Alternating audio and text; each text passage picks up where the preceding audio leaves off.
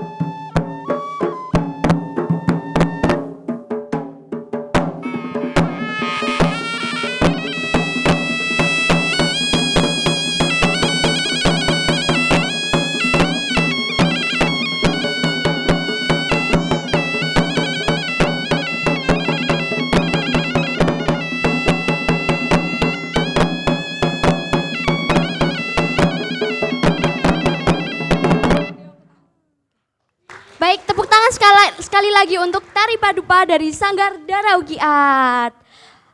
Tepuk tangan dulu dong, tepuk tangan sekali lagi. Oke. Nah, untuk selanjutnya, sebelum kita benar-benar melangkah ke sesi utama di Wiki Nusantara 2026, kita akan mendengarkan sambutan dari sosok spesial di balik acara ini, yakni dari Ketua Dewan Pengawas Wikimedia Indonesia, yakni Mas Hendra Prastiawan. Kepadanya waktu dan tempat saya persilahkan.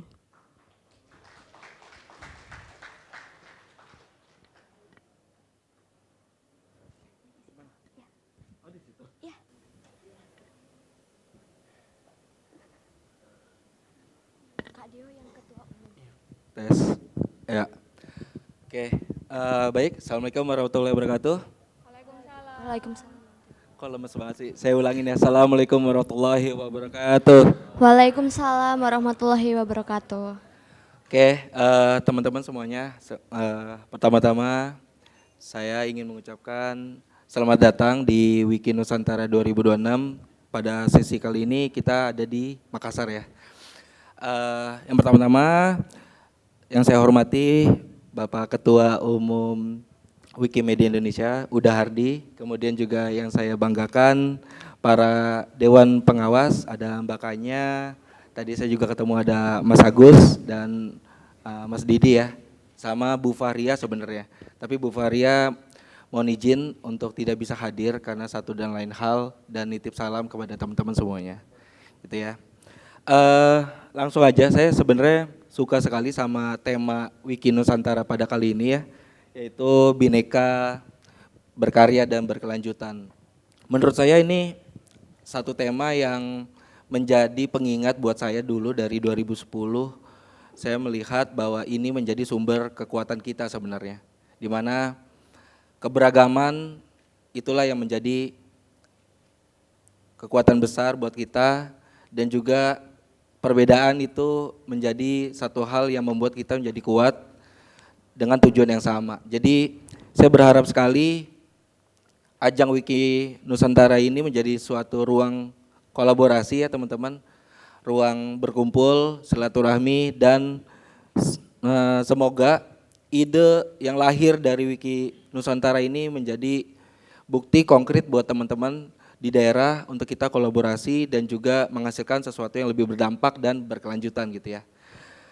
Akhir kata, saya mengucapkan terima kasih kepada jajaran Dewan Pengurus Wikimedia Indonesia dan juga panitia yang sudah mencurahkan gitu ya, ide, gagasan dan mempersiapkan ini semua. Ini keren banget buat saya.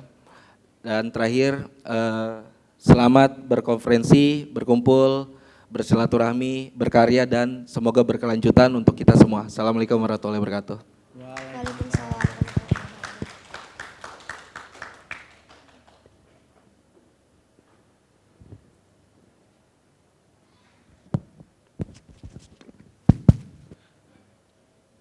Terima kasih kepada Ketua Dewan Pengawas Wikimedia Indonesia, Mas Hendra Prastiawan. Selanjutnya akan disampaikan sambutan dari Ketua Umum Wikimedia Indonesia, yaitu Bang Hardiansyah. Kepada Bang Hardiansyah dipersilahkan.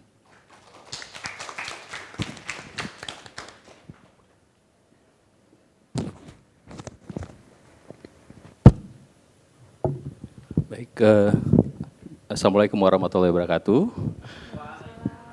Selamat pagi kawan-kawan semua. Salamat ki Batu Mairi Wiki Nusantara 2026 Mangkasara. Selamat datang di Wiki Nusantara 2026 di Makassar. Boleh kita rayakan sedikit? Saya ucapin selamat pagi dan terima kasih kedatangannya, kehadirannya dari Dewan Pengawas. Ada Mas Hendra yang sudah memberikan sambutan, kemudian tadi Mbak Kanya, kemudiannya ada Bang Agus dan juga Mas Didi, dan juga Dewan Pengurus hadir di sini. Saya dari Ketua Umum, kemudian ada Mbak Hilun dari Sekretaris Jenderal, kemudian Mas Dimas, Wasekjen, kemudian juga ada Bendahara Umum, Mbak Tirza, dan juga ada Wakil Bendahara Teh Muti ya.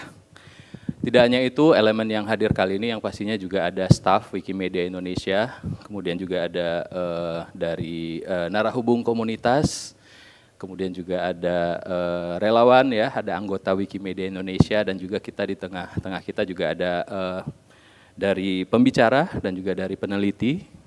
Jadi kita rayakan di Makassar, dan ini adalah perjalanan Wiki Nusantara yang dimulai dari Yogyakarta, kita berpindah ke Padang waktu itu ya, dari Padang kita pindah ke Banjarmasin, ke Bogor, dan ini sekarang kita ada di timur Indonesia. Ini sangat sesuai dengan juga tema yang kita angkat adalah kita merayakan keberagaman kita dengan bineka, kemudian juga yang pasti teman-teman kita melakukan karya yang luar biasa dengan membuka pengetahuan lewat kontribusi-kontribusi dari relawan dan juga dari anggota semua. Kemudian juga mungkin tantangan yang akan kita hadapi adalah bagaimana kita bisa berkelanjutan ke depannya. Karena itu yang penting, saya pikir juga ini bukan hanya kontribusi terhadap proyek-proyek Wiki, tapi adalah membuka pengetahuan dalam bentuk apapun. Saya pikir semangat Wiki ini bisa ditularkan dalam bentuk kegiatan apapun ya, tidak hanya mungkin di proyek-proyek Wiki, tapi teman-teman adalah aktivis pengetahuan terbuka. Tidak hanya di Indonesia tapi global di dunia, karena pengetahuan itu menurut saya adalah cukup universal kawan-kawan. Terima kasih yang pasti juga buat panitia yang sudah menyiapkan ini semua. 3 hari ini akan juga sangat memberikan kontribusi lebih pasti dengan waktu dan juga tenaganya. Kemudian di 2 hari ini adalah konferensi kita, di sehari sebelumnya kita coba untuk kolaborasi dengan universitas teman-teman, karena pendidikan gerakan kita ini adalah sebenarnya stakeholdernya adalah juga termasuk juga lembaga pendidikan, karena kita membuka pengetahuan untuk lembaga pendidikan dan juga untuk masyarakat umum semua.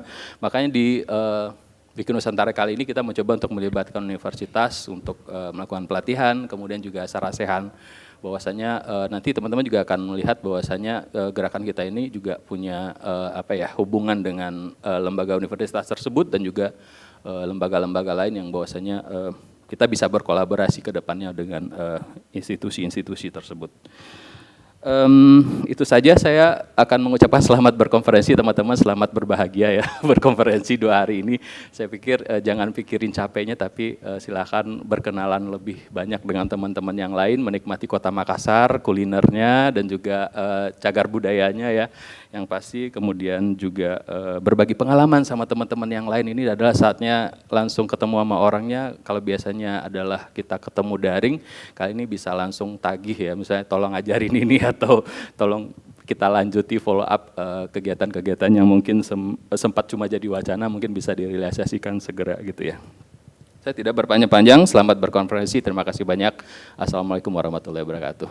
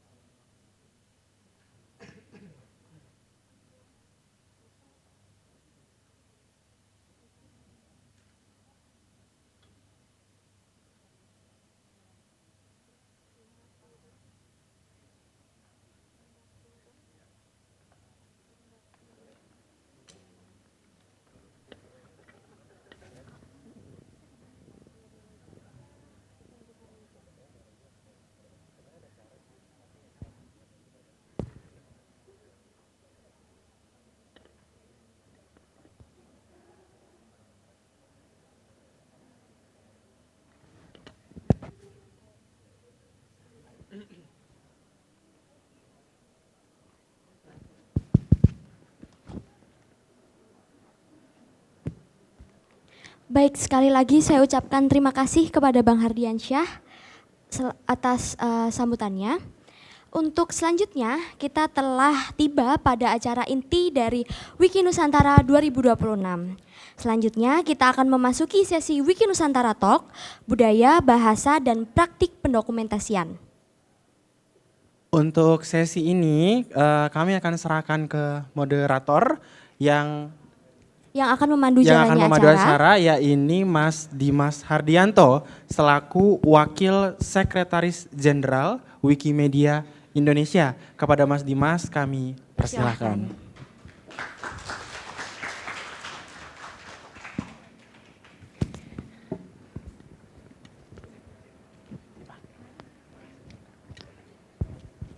Selamat pagi kawan Wiki. Sebelum saya memulai ya untuk Wiki Nusantara Talk ini, sama seperti MC ya, saya ingin berpantun terlebih dahulu. Tolong ya ditanggapi seperti itu. Oke. Bang Hardi makan kondro bakar. Aromanya menggugah selera. Selamat datang di Makassar, wahai peserta Wiki Nusantara. Oke, perkenalan saya Dimas, saya Wakil Sekretaris Jenderal Wikimedia Indonesia. Di sini saya akan menjadi moderator untuk Wiki Nusantara Talk ya, atau gelar wicara Wiki Nusantara bahasa Indonesia seperti kata Pak Ivan kemarin ya. Dalam budaya, bahasa, dan praktik pendokumentasian. Oke, kita semua di sini bisa sependapat ya bahwa budaya, bahasa ini wajib untuk didokumentasikan, penting untuk didokumentasikan. Setuju? Setuju. Nah, tapi kita mungkin perlu lebih tahu tentang alasannya, dan mungkin juga dari budaya bahasa tersebut tentu akan berbeda-beda yang ada di Indonesia.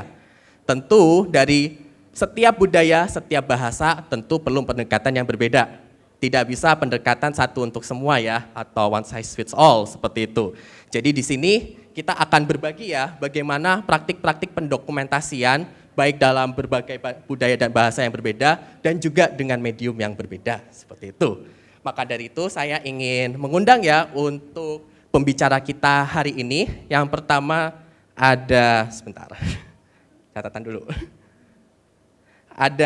Yang pertama adalah dari Bu Husnul Fatimah Ilyas sebagai Ketua Makassar Heritage Society. Silakan Bu Husnul. Ya, mungkin saya ingin memperkenalkan sedikit ya. Jadi Bu Husnul ini sebenarnya adalah peneliti ya untuk konsentrasi bidang ilmu filologi seperti itu. Nah, selain di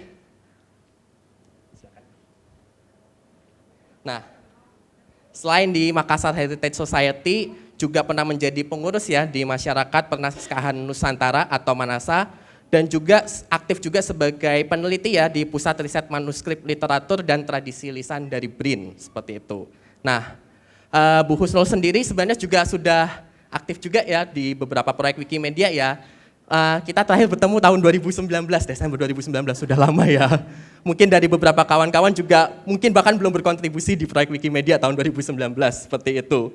Nah, Bu Husnul juga merupakan seorang ahli ya di Digital Repository of Endangered and Affected Manuscript in Southeast Asia atau DRIMSI di PPIM UIN Jakarta bersama Center for Study of Manuscript Cultures of the University of Hamburg Arkadia pada tahun 2018-2023 dan sudah banyak memperoleh hibah seperti itu. Nah, nanti Bu Husnul akan lebih banyak bercerita tentang preservasi manuskrip atau dalam bentuk tulisan seperti itu.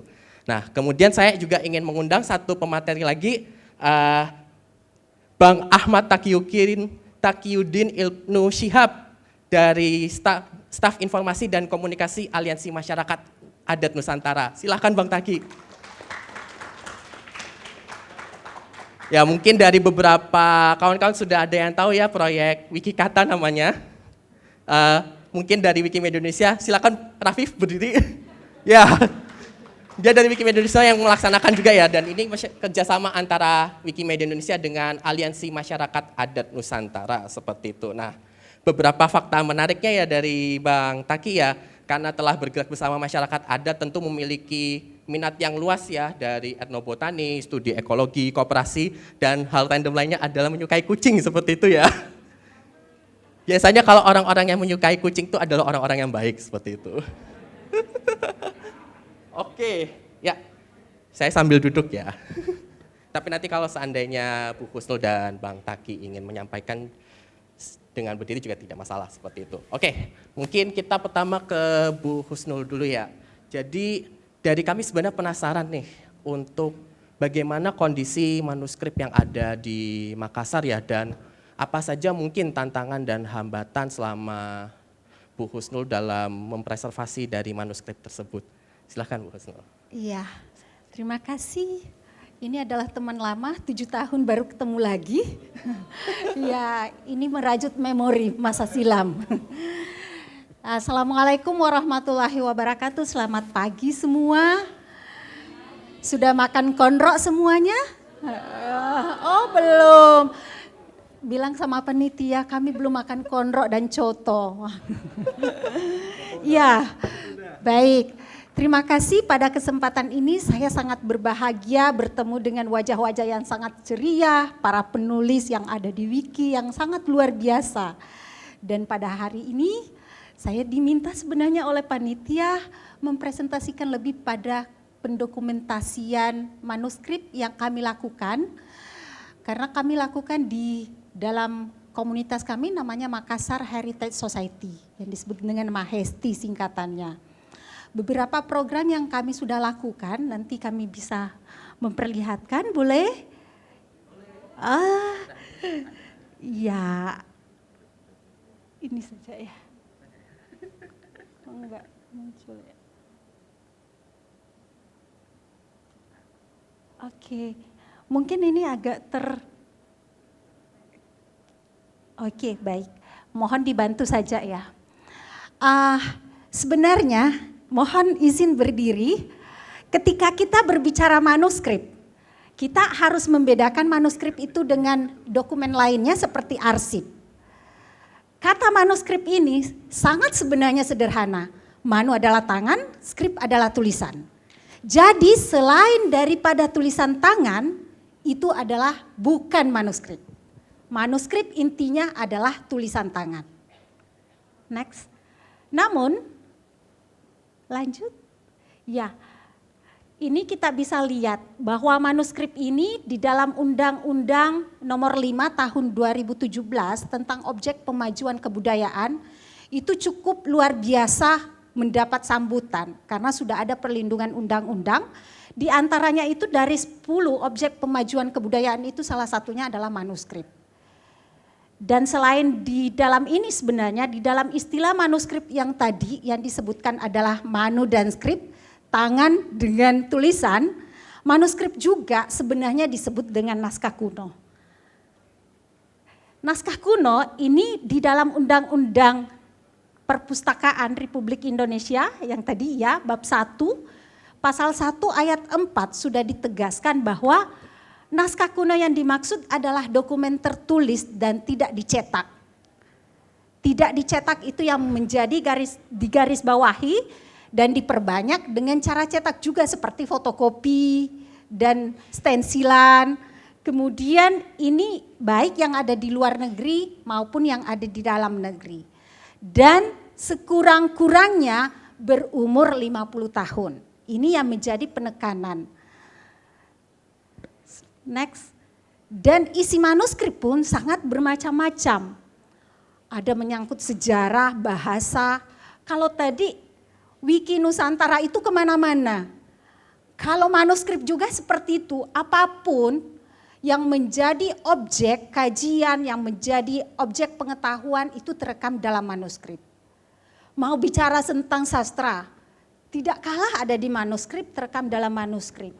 Berbicara tentang bahasa ada di dalam manuskrip.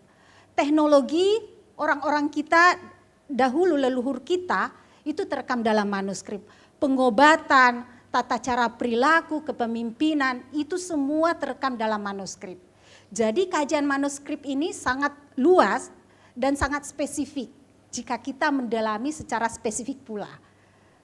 Orang-orang kadang menyangka bahwa manuskrip itu hanya untuk orang sejarah.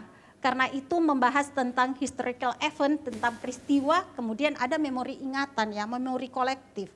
Sebenarnya pada memori kolektif ini yang sangat luar biasa yang bisa menjadi bridging ya, jembatan antara generasi sekarang dengan yang masa lalu.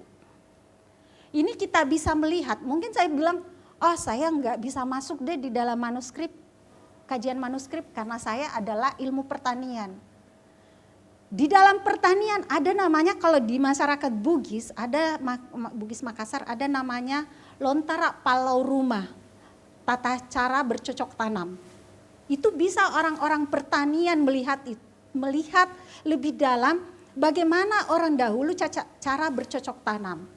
Karena sekarang ada perubahan iklim. Bisa saja perubahan iklim itu terjadi juga menyesuaikan dengan tata cara bercocok tanam yang dulu dilakukan oleh leluhur kita. Dan ada beberapa juga yang masih dipraktikkan penggunaan bahan-bahan alami. Misalnya untuk mengusir serangga tapi ini serangga bagi beberapa juga di dalam manuskrip itu. Serangga itu bukan musuh, itu bagian dari kita. Itu adalah ekosistem alam. Jadi ada ritual khusus yang dilakukan. Misalnya tikus hanya bisa sampai di sini untuk ranahnya. Nanti ketika panen itu akan bisa lagi habitatnya itu, ekosistemnya itu bisa lagi saling menunjang antara satu dengan yang lain. Jadi memang musim-musimnya, kenapa misalnya ada dinamakan musim tikus, ada dinamakan musim api, musim apa, dan itu dilihat di dalam astronomi pertanian. Kemudian mengenai pengobatan tradisional sekarang yang terkenal adalah Nyonya Mener sekarang yang mengembangkan, itu banyak sekali terekam di dalam manuskrip. Dan sekarang banyak sekali mitigasi bencana, kiri kanan dibicarakan tentang mitigasi bencana, bagaimana pencegahan bencana, kemudian rumah tahan bencana. Orang tua kita dulu, leluhur kita dulu sudah mempraktikkan dan itu terekam dalam manuskrip. Bagaimana struktur rumah, cara membangun rumah secara teknologi tradisional yang tahan gempa. Kita selalu berpikir bahwa ini adalah tidak modern, ketinggalan zaman. Padahal justru itu kita tidak pernah mengelaborasi ilmu pengetahuan itu jauh sebelum kita lahir. Terutama sekarang generasi Alpha, generasi Z yang sudah tidak bisa membaca aksara di daerahnya sendiri ya, yang khas. Padahal kalau kita melihat terutama di Bugis Makassar, ada aksara jangan-jangan, ada aksara serang, ada aksara lontara. Kemudian yang untuk sekarang aksara bilang-bilang, jangan-jangan, itu sudah hampir tidak ada bisa lagi yang membacanya. Jadi betul-betul kita sudah sebenarnya peradaban kita itu sudah terkikis dengan tidak sadarnya. Kita lebih banyak mengerti tentang film Korea ya, Dracin itu lebih banyak ditonton. Siapa opa-opa pasti hafal. Tetapi beberapa tokoh di Indonesia, terutama tokoh-tokoh lokal, kita tidak sadar, kita tidak bisa melafalkannya dengan benar, kemudian menceritakan dengan narasi yang baik tentang tokoh tersebut. Ya, kira-kira kalau keadaan manuskrip kita sekarang seperti ini, apa yang akan terjadi? Dan realitasnya sudah seperti ini. Korosinya sudah seperti ini pengaruh tinta, itu pengaruh serangga dimakan rayap. Kemudian ini sudah disimpan berapa puluh tahun ini. Orang tua kita dulu kan menganggap bukan pusaka sebagai pusaka, bukan pustaka, bukan sebagai bahan untuk yang bisa dibaca. Setelah dibuka, itu ada memang beberapa di dalamnya catatan hutang. Itu di dalamnya ada terekam di sini di dalamnya. Namun tidak bisa lagi dibaca secara menyeluruh. Karena pengaruh-pengaruh ini yang terjadi. Ini dibungkus kira-kira 40 tahun. Saya membukanya sendiri karena ini di dalam lemari seperti ini cara penyimpanannya. Kenapa ini saya yakin tidak pernah dibuka sama sekali. Di dalamnya itu penuh dengan sarang laba-laba. Indikator itu yang penuh sarang laba-laba ketika selalu dibuka dan dirabah, itu tidak akan ada sarang laba-laba di dalamnya. Ini sarang laba-laba banyak di dalam lemari. Ketika kami membongkar seperti ini dan membersihkannya lagi dan menemukan banyak manuskrip yang tidak bisa terselamatkan. Jadi ilmu pengetahuan kita bagaimana kalau seperti itu realitasnya. Selanjutnya, ini di dalam pendokumentasian riset dan kajian manuskrip ada sebenarnya 3 yang menjadi unsur utama. Yang pertama yaitu filologi, kemudian ada aspek kodikologi, kemudian ada paleografi. Yang untuk aspek teks manuskrip itu namanya tekstologi. Mendigitalkan itu tidak menyelamatkan secara fisik, tetapi menyelamatkan teksnya. Jadi teks itu bisa diselamatkan ketika melakukan pendokumentasian dalam bentuk digitalisasi mikrofilm, maka teks manuskrip itu akan terselamatkan. Kemudian ada kodikologi, aspek yang berkaitan dengan fisik manuskrip. Berapa ukurannya, kondisinya seperti apa, itu masuk semua dalam aspek kodikologi. Sedangkan paleografi adalah tulisan kuno atau tulisan yang berada di dalam teks manuskrip, itu bisa dikaji bagaimana perkembangan teks ini. Dan itu yang di wiki juga ya, ada beberapa kayak di Unicorn juga kan ada beberapa tools-tools yang berkaitan dengan aksara-aksara lokal yang ada di Nusantara. Kemudian yang ini, yang tadi mengenai fisik manuskrip. Manuskrip untuk medianya ini banyak sekali ditemukan kertas Eropa. Salah satu ciri kertas Eropa ketika di terawang begini akan ada seperti uang kertas itu ada terbayang watermarknya. Watermark itu seperti ini. Jadi tahu logo tersebut menandakan identitas produk dari mana, siapa yang memproduksi kertas tersebut. Dan ini watermark itu kalau semacam gambar logo itu namanya watermark. Kalau yang ini namanya countermark. Countermark itu adalah tulisan. Jadi 2 ini kadang berdampingan, kadang juga di dalam kertas itu salah satunya ada. Hasil riset saya tahun 2010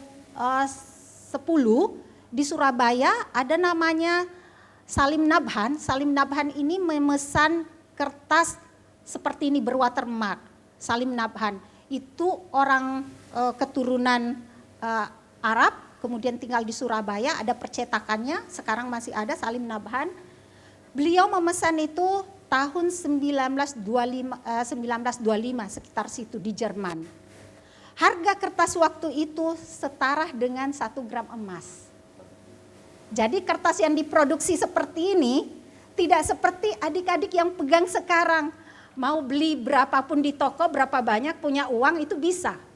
Dulu hanya orang-orang kaya, bangsawan yang bisa menuliskan teks-teks ini di kertas. Sedangkan yang kalangan menengah ke bawah biasanya menggunakan dluwang. Dluwang itu yang pohon dari sahe kulitnya kemudian digeprek untuk menjadikan kertas, atau menggunakan dluwang, menggunakan kayu dan banyak macam media lainnya. Tetapi kalau ini cukup mahal, setara harga emas sekarang berapa? 2,8 sampai 3 juta per gram. Bayangkan, 1 lembar kertas 2,8 kalau mau dihargai sekarang. Jadi hanya orang-orang kaya yang bisa menuliskan teks-teks ini di dalam kertas. Kemudian ini, ada namanya chainline. Kalau chainline ini bergaris bayang begini. Itu salah satu cirinya juga. Jadi itu adalah ciri kertas Eropa. Lanjut. Kemudian ini, untuk tantangan kami, tadi apa sih tantangan untuk mendokumentasi manuskrip ini? Sangat banyak tantangannya. Ujuk-ujuk tidak ke lapangan langsung dapat manuskripnya. Tidak seperti itu. Butuh pendekatan yang luar biasa, harus bernego dengan pemiliknya. Nanti bisa melihat bagaimana sebenarnya kerumitan di lapangan ketika mencari dan ingin mendokumentasikan manuskrip. Namun kita juga tidak menutup diri, ada beberapa juga pemilik manuskrip setelah melakukan pendokumentasian seperti ini, melihat kerja kami, mereka yang menawarkan. Ada di rumah satu peti, boleh tidak kami dibantu untuk mendigitalisasi? Ini yang maksudnya rezeki yang sangat luar biasa, anugerah terindah di dalam hidup kami. Karena kadang manuskrip itu sudah dipegang, tapi ada larangan tidak boleh difoto. Padahal kita sudah pegang, boleh membacanya, tebalnya begini, kasihan sekali ya. Kami sudah beberapa hari nego dengan mereka, boleh dilihat, boleh ketika dilihat, hanya boleh dipegang, tidak boleh difoto, tidak boleh di digital. Dan banyak macam yang dialami di lapangan. Ada yang meminta ritual, sampai ada yang meminta untuk potong sapi, potong kambing. Kalau kami tidak bisa, kami mengundurkan diri untuk mendigital naskah tersebut. Seperti ini, kemudian ada pemetaan dan inventarisasi sebelum melakukan pendokumentasian. Ini nego yang dilakukan. Ini salah satu pengoleksi manuskrip ini yang ada di kuburan ini di Makassar, namanya Golan In. Beliau punya kakek namanya Lim King Yung. Lim King Yung ini menulis sekitar lebih 2000 manuskrip. 2000 bundel. Jadi bukan page, 2000 bundel. Itu boleh melihat bagaimana harus saya apa untuk mendekati dan bernegosiasi dengan pemilik manuskrip koleksi sekarang. Saya harus pergi Cimben, ikut bersiarah ke makamnya. Di makamnya itu selama 1 tahun saya tidak bisa membuka manuskrip tersebut. Hanya melihat satu lemari, hanya bisa memegang tetapi tidak bisa mendokumentasikan. Apa syaratnya? Saya harus pergi Cimbeng, ziarah kubur, ikut dengan mereka dan membakar dupa. Apakah ada petunjuk dari leluhurnya? Boleh saya dokumentasi, boleh saya akses sebanyak 1 lemari. Dan itu yang saya lakukan. Dan setelah dari sana, kata teman saya, kamu harus syahadat ulang. Padahal bukan itu, intinya bukan itu ya. Kenapa sih keragaman Nusantara ini cukup banyak dan kita harus tersekat-sekat dengan pola seperti itu? Harus pola agama yang menyekatkan kita. Padahal mereka itu lebih mengusung pada budaya mereka. Tidak tersekat pada agama. Dan kepercayaan itu yang melekat antara pemilik naskah kepada kami, kepada komunitas, kepada individu. Dan apa sekarang kita menjadi satu keluarga. Ketika Imlek, Cap Gome, kami hadir. Kami hadir bagian dari mereka, keluarga mereka. Begitupun kalau kami Idul Fitri, Idul Adha, mereka bawakan kue. Alhamdulillah ya, mereka bawakan kue. Mereka datang bersiarah ke rumah kami. Itu silaturahmi itu yang membuat kami kuat. Dan apa yang terjadi, kepercayaan itulah yang menjalin kami, merajut kami di antara komunitas. Dan inilah yang menghubungkan lagi dengan pemilik manuskrip lainnya. Ini yang kami lakukan di komunitas Makassar Heritage Society. Kemudian selain itu memang harus mendekati ya. Tidak hanya mendekati pemilik ketika ada maunya. Setelah mendigital ya pergi entah kemana menguap begitu. Kami tidak melakukan itu. Bahkan 1 manuskrip kami butuh proses 10 tahun baru kami mendapatkan itu. Ya kami ini saja ya, ini seperti ini, kemudian kondisinya, kemudian ada prosesnya, ada klasifikasi, kemudian melakukan metadata, kemudian melakukan digitalisasi, kemudian setelah itu harus ada yang ini, surat pernyataan bahwa koleksi ini bisa di-online-kan dan bisa diakses.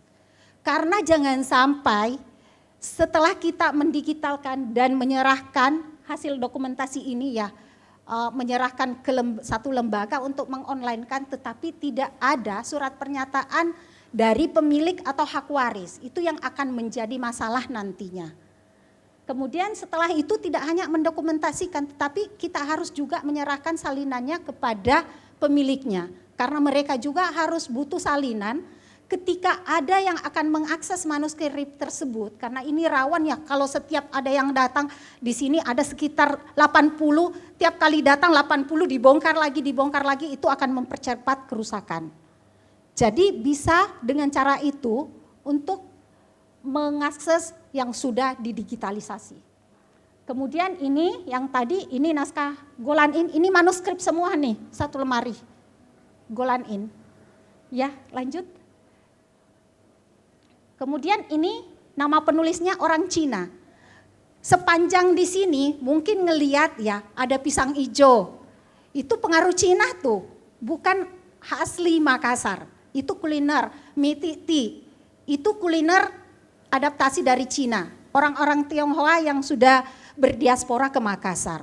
Kemudian juga beberapa makanan kayak misalnya yang berempah, sebenarnya Makassar makanannya itu makanannya hanya cukup garam dengan cuka kalau Makassar, tetapi ini sudah beradaptasi semua dan ini juga kita melihat bahwa beberapa adaptasi ini juga terekam dalam manuskrip. Ini ada namanya Lim King Yung disebut angko sura. Angko kan kakek, sura itu adalah surat. Bukan surat saja sebagai surat, tetapi surat di dalam manuskrip itu disebut dengan surat juga di sini dalam istilah Makassar. Disebut angko sura itu kakek penulis manuskrip itu, manuskrip surat.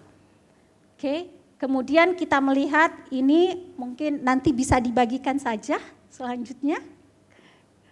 Ya, ini untuk mengidentifikasi karena karya Lim King Yung itu sangat bagus sekali untuk diidentifikasi. Di dalam beberapa manuskrip ada daftar isi seperti ini. Misalnya judulnya apa? Judulnya tentang Dewi Kuang In ada 5 jilid. Jadi ini ada tentang Romeo and Juliet ya, tapi khas Cina yang ditulis dalam aksara Lontara. Jadi Lim King Yung itu menulisnya dalam aksara Lontara. Beliau adalah asli Tionghoa, menulis dalam aksara Tionghoa dicampur dengan Hansi, berbahasa Makassar yang sangat fasih, kromo. Jadi cukup luar biasa adaptasi mereka dengan budaya Bugis Makassar. Ya seperti ini selain pendokumentasian, komunitas kami juga melakukan konservasi beberapa manuskrip yang seperti tadi yang hancur. Yang ini itu yang manuskrip yang bagian atas, manuskrip yang seperti partial. Jadi dia sudah bercerai-berai, serpihan-serpihan itu kemudian kami merangkai seperti itu yang bagian atas, merangkai seperti partial, kemudian utuh kembali seperti itu. Jadi naskah ini sekitar 75 cm itu tentang surat. Oke, dan ini adalah hasil kerja kami juga karena selain untuk mendokumentasikan, untuk menyebarluaskan bahwa banyak manuskrip yang ada. Misalnya ini di Kalimantan, ada di Sulsel, itu melalui katalog untuk kita bisa mengakses manuskrip tersebut. Karena orang mengakses manuskrip sesuai dengan kebutuhan dan kepentingan baik riset maupun penulisan. Ya, intinya adalah kolaborasi. Apapun yang dilakukan intinya adalah kolaborasi. Dan kami dari Makassar Heritage Society sudah berkolaborasi dengan Dreamsea, dengan Wikipedia, kemudian ada Manasa, Balai Pelestarian Kebudayaan, perguruan tinggi yang tadi disebutkan Unhas, kami pun berkolaborasi.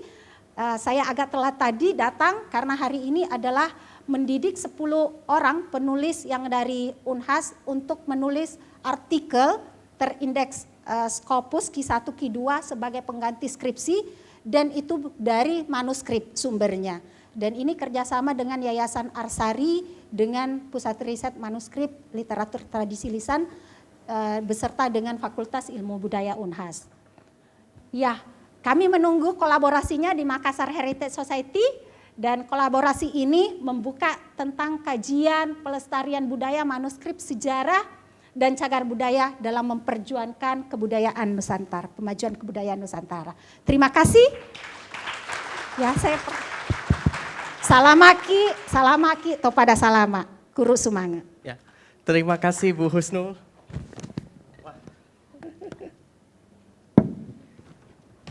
Ini saking Bang Taki dan saya tertarik sampai geser kursi nih ngelihat presentasinya.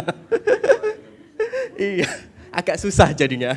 Nah, sebenarnya ini saya menemukan sedikit benang merah ya bahwa mungkin ini ada keterkaitannya juga ya antara dari kertas yang mahal tersebut pada akhirnya sampai membuat susah untuk didokumentasikan. Karena seperti ini, karena kertas mahal tentu yang memiliki manuskrip tersebut adalah bangsawan atau orang terpandang dan tentu itu sudah upayanya sudah luar biasa ya untuk menuliskan manuskrip tersebut sehingga tentu ketika didokumentasikan, sering kali terjadi bahwa, wah ini manuskrip saya mau diambil. Padahal sebenarnya kan bukan seperti itu ya, ini lebih ke dokumentasi agar siapa saja bisa mempelajarinya seperti itu. Tapi terkadang ada beberapa yang berpendapat seperti itu. Nah, terkadang, ini pengalaman saya pribadi juga ya ketika saya ke lapangan ya, untuk agar orang tersebut bisa, untuk meyakinkan ya dari pemilik manuskrip tersebut itu untuk mau untuk membagikan koleksinya, untuk mendokumentasikannya, ini yang sebenarnya agak sulit seperti itu. Dan ini sebenarnya kita bisa lanjut ya ke Bang Taki ya, bahwa yang sudah terbiasa ya di lapangan ya, dan saya sendiri dan mungkin saya yakin juga kebanyakan dari peserta di sini merupakan masyarakat yang kebanyakan di wilayah perkotaan ya, dan terkadang tidak mengetahui lapangannya. Jadi kalau istilahnya kurang napak tanah ya. Nah, di sini sebenarnya dari kami ingin lebih tahu ya di lapangan sendiri ya, dari pengalaman Aliansi Masyarakat Adat Nusantara ya, kira-kira bagaimana di lapangannya ketika misal dalam untuk ke masyarakat adat ya, sebenarnya apa tantangan, hambatan yang dialami oleh masyarakat adat, dan juga mungkin bisa bercerita ya tentang pengalaman selama Wikikata, dan Wikikata ini sebenarnya lebih ke audio seperti itu, jadi lebih ke suara untuk pengucapan dan sebagainya. Dan tentu dari Aliansi Masyarakat Adat Nusantara juga ada pengalaman bagaimana jika ada yang budaya atau bahasanya yang tidak tertulis atau tidak memiliki manuskrip seperti itu. Silakan Bang Taki.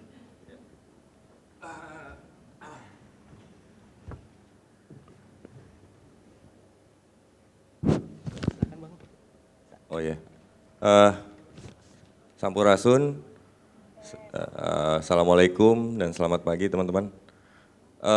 Saya Taki, saya salah satu staf di Infocom PB Aman, pimpinan besar, pengurus besar masyarakat adat, Aliansi Masyarakat Adat Nusantara. Sehari-hari saya bekerja dan kebetulan dikasih tanggung jawab oleh Aman untuk mengampu salah satu program bersama Bang Rafif. Itu di situ tuh yang pakai topi company, ya kan, mukanya kayak company betul kan. Mengerjakan Wikikata. Wikikata ini proyek kolaborasi antara Wikimedia Indonesia dan juga Aliansi Masyarakat Adat Nusantara. Jadi kalau masyarakat adat Bu, jadi persoalan kita itu tidak hanya di manuskrip gitu ya. Banyak masyarakat adat yang bahkan tidak punya aksara, ya kan. Tidak ada tulisannya itu bagaimana itu nggak ada gitu kan. Bahkan kita ngomongnya saja kita nggak tahu apa artinya gitu kan. Bahkan hanya segelintir penutur, misalnya contohnya bahasa balik. Bahasa balik diperkirakan cuma sisa sekitar 30-an orang yang fasih berbahasa balik. Bayangin, suku balik yang tadinya, mungkin kawan-kawan pernah, di sini ada yang dari Kalimantan? Ada di Kalimantan? Ada ya? Nah dari Kalimantan pernah dengar Balikpapan kan? Balikpapan itu aslinya wilayah adat mereka. Dirampas sama kolonial Belanda untuk dijadikan wilayah urusan perminyakan. Mereka naik ke atas, ke hulu, ya kan, di daerah Sepaku sekarang. Mereka ada di situ. Populasi mereka nggak banyak, ya mungkin cuma beberapa ratus orang, 800-an orang populasi mereka gitu ya. Dan yang bisa bahasa balik itu nggak, yang benernya maksudnya masih fasih bahasa balik itu cuma 30-an orang. Itu kan mengerikan sekali. Dan mereka tidak punya aksara, entah Jawi, Lontara, entah aksara-aksara yang lain. Mereka tidak ada aksaranya gitu. Nah ini bagaimana gitu. Nah makanya kami dari Aman bekerja sama dengan Wikimedia dan kami bersyukur gitu ya ada program Wikikata ini. Ya kami menggunakan Lingua Libre, kita rekam audionya. Karena kan belum tentu tulisannya itu sama seperti ucapannya gitu ya. Ya kita bersyukur ada sekitaran, kalau bahasa balik ada sekitar 360-an ya, Wib ya.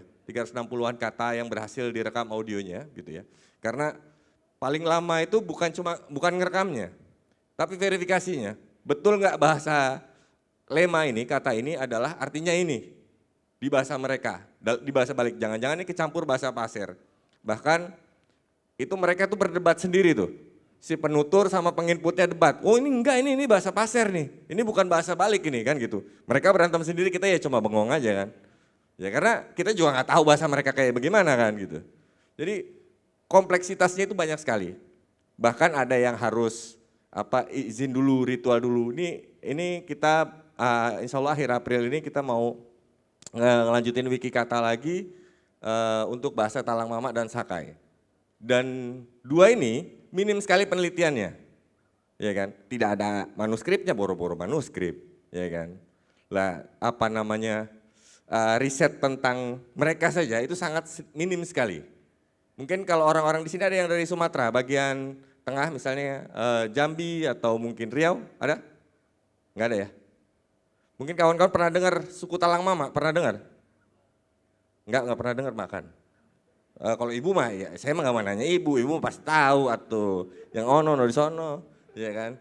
Nah kalau suku Talang Mama adalah salah satu suku ya kuno gitu ya, pembentuk suku besar Melayu. Ya Melayu itu kan identitas politik sebenarnya, bukan suku betulan apa namanya, bukan etnis betulan gitu loh. Ya dia etnis campuran dari beberapa suku lainnya gitu ya. Tapi identitas politik Melayu itu, karena memang ada kerajaan Melayu zaman dulunya. Nah, tapi di dalam itu banyak sekali entitas-entitas adat gitu ya, yang ada di dalam mereka. Nah, kita akan insya Allah akhir April ini kita berangkat ke sana. Nah, kita mulai ini aku mau jelasin sedikit hasil kita kerja kolaborasi. Maaf ini tidak ada gambarnya karena hard disk yang SSD yang isinya dokumentasi ini jauh ya. Satu lagi, soal dokumentasi ternyata bukan hanya saat kita ngerekamnya saja, tapi mikirin juga backupnya. Ya, nah itu terjadi pada saya. Saya taruh di SSD-nya rusak dan tidak bisa kebaca dan semua foto saya ya jumlahnya mungkin ribuan gitu ya. Ya isinya macam-macam karena saya sering biasanya kalau datang itu pasti ke hutan gitu ya. Ya hewan-hewan liar dan segala macamnya. Terus beberapa artefak budaya mereka gitu ya, itu ada di situ tapi tidak bisa diakses. Saya lagi mikirin, tadi malam saya nanya ke Haris, terima kasih Haris tapi tidak bisa membantu juga ya jadi ya sudahlah. Jadi tidak ada gambarnya sama sekali gitu ya. Saya harapannya bisa menunjukkan ke sini tapi hard disk itu tidak bisa dibaca sama sekali. Nih saya lanjut dulu ya, ini mencetnya sini. Oke. Dokumentasi bahasa itu kan isinya bukan cuma sekedar kata atau lema ya. Bahasa isinya itu pengetahuan. Kenapa bahasa itu pengetahuannya? Kalau misalnya ada manuskripnya enak ya. Maksudnya bisa dibuka, dipelajarin, di scan gitu ya, difotoin gitu ya. Nah kalau bahasa ini bagaimana? Ini kan ribet ya, barang ribet gitu loh, ya kan. Banyak bahkan gitu ya, generasi ketiga gitu ya, misalnya cucu zaman sekarang, di anak adat gitu ya, yang bahkan tidak bisa bahasa nenek kakek mereka. Itu banyak banget loh, ya kan. Kalah saingan sama bahasa populernya. Misalnya kayak contohnya orang-orang rimba lebih banyak sekarang menggunakan bahasa Indonesia atau bahasa Melayu. Ya. Orang-orang misalnya orang-orang Pagu Isam yang ada di Halmahera Utara, mereka lebih suka pakai bahasa Indonesia. Ya kan. Jadi bahasa ini sudah banyak punah karena kalah populer mungkin gitu ya. Atau mungkin bisa jadi karena ruang hidup mereka atau cara hidup mereka yang berubah. Ya, yang tidak sama lagi dengan beberapa tahun sebelumnya yang akhirnya bahasa itu pasti dipakai. Ya, ini kalau katanya Badan Pengembangan dan Pembinaan Bahasa, katanya Indonesia memiliki sekitar 718 bahasa daerah, ya, termasuk rumpunnya ya, tidak termasuk dialek. Kalau termasuk dialek ya mungkin lebih banyak lagi gitu ya, lebih dari 718 pastinya. Ya kan banyak banget gitu. Dan yang sekarang rentan gitu ya, yang sekarang rentan itu banyak banget. Ya hanya bahasa-bahasa populer saja yang mungkin dipakai ya. Sekarang lebih kalah sama bahasa Indonesia, kalah sama bahasa Inggris, kalah sama bahasa lokal lainnya yang lebih besar. Atau bahkan beberapa misalnya kayak contohnya di wilayah Sumatera Selatan. Ada salah satu kabupaten ya yang bahasanya itu lebih banyak digunakan bahasa Jawa. Kenapa? Karena banyak transmigran datang ke sana. Kalimantan pun sama. Jadi bahasa populernya justru bahasa pendatangnya gitu, bukan bahasa lokalnya. Lanjut. Ini bagi masyarakat adat, bahasa itu bukan cuma alat komunikasi, tapi cara mereka memahami wilayah adatnya. Setiap tempat, kalau misalnya kawan-kawan datang ke kampung tuh, itu pasti ada namanya. Ada namanya, ada peruntukannya, ya kan? Bahkan saya pernah datang riset ke Sulawesi Tengah, pasca satu tahun setelah gempa besar Palu Donggala. Ya, saya datang ke tempat-tempat yang sudah rata jadi tanah, yang kena likuifaksi itu, yang rumahnya tabrakan sama rumah yang lainnya itu. Ya, kok ada di wilayah itu namanya Petobo ya, salah satu kelurahannya Petobo. Petobo itu betul-betul rata-rata, serata-ratanya gitu ya. Nah, saya datang ke Sigi yang kok mereka dilintasi Palu Koro juga, tapi memang tidak ada rumah di situ. Maksudnya mereka secara adat ada larangan untuk membuat bangunan di daerah situ. Dan mereka masih taat itu. Mereka Petobo kalau bahasa Kailinya itu artinya terbalik. Ya, itu contoh saja. Kok mereka bisa tahu kalau nanti tanahnya di situ tuh bakal terbalik gitu. Ya kan? Ternyata karena apa? Palu Koro ini kan memang sesar lama gitu ya, yang sudah umurnya panjang gitu. Nah, mereka tahu siklus itu, mereka tahu tempat di mana bikin rumah, harus bagaimana tanda-tandanya apa. Ya kan? Ini kan contoh bagaimana menerjemahkan wilayah adat mereka, di mana tempat tinggalnya, mana tempat menggembalakan sapi. Jadi Petobo itu harusnya secara adat menurut orang-orang Kaili itu tidak boleh dibikin rumah. Cuma karena waktu itu proyek Jokowi menjadikan Palu salah satu pengembangan metropolitan di Pulau Sulawesi, ya itu banyak perumahan-perumahan. Nah Petobo itu salah satunya tempat yang tadinya cuma buat gembalain ternak itu dijadiin tempat perumahan tuh, perumahan murah-murah gitu, subsidi, perumahan subsidi itu. Dan korbannya akhirnya banyak yang ini. Nah orang-orang Kaili sudah mengingatkan, orang-orang adatnya sudah mengingatkan bahwa jangan bikin itu di situ. Jawaban mereka apa? Yang pengembang-pengembangnya, yang penting kita ke gereja kalau minggu, yang penting sholat Jumat, sholat, berdoa. Akhirnya kan tetap aja. Nggak ngaruh-ngaruh juga kan? Ya karena masalahnya bukan di situ, bahwa lokasi itu lokasi bahaya. Ya kan? Jadi cara masyarakat memahami wilayah adatnya itu, kodenya itu bahkan ada di bahasa. Ya kan? Namanya, nama tempatnya, ya kan? Terus cara masyarakat hidup dan menghidupi wilayah adatnya.